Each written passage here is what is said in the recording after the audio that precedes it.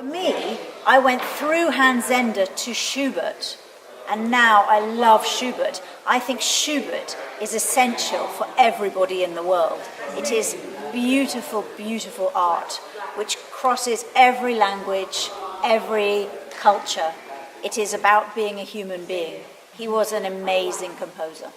Hans Zender has created a piece of music which takes in the whole history of music from Schubert right up until the time of composition in the 1980s. And that time also covers the emergence of photography and film. So it was exactly the same time period. And it very, very much plugs into a visual world. When you listen to the music, you see pictures. And for me, the central theme is the feeling of cabaret, of a commentary on the music. So I immediately thought of those early 20th century films, black and white, experimental films, very beautiful pieces, very stark, very, very monochromatic, purely black and white through the whole thing. Winter itself is very black and white.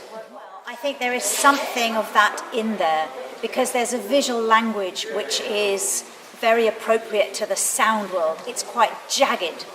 It's very interesting to be in this building, which is about curves, and to bring in a piece which is about angles and sharpness. I really like that contrast. I think that's quite startling.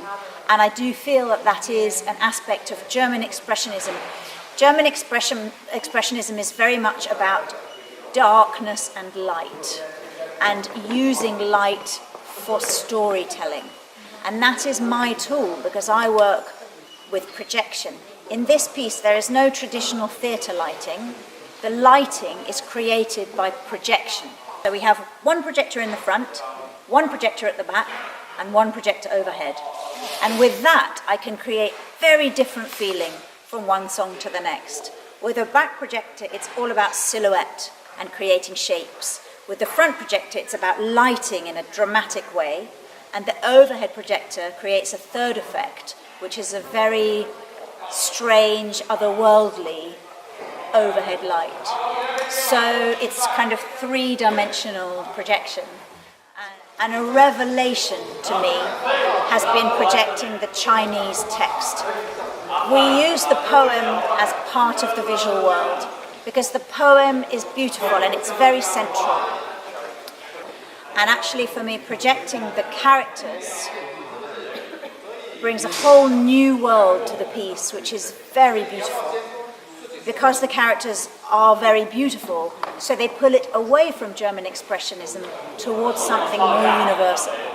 We spent a very long time looking for the nicest typeface in traditional character because it affects very much the atmosphere and the feeling.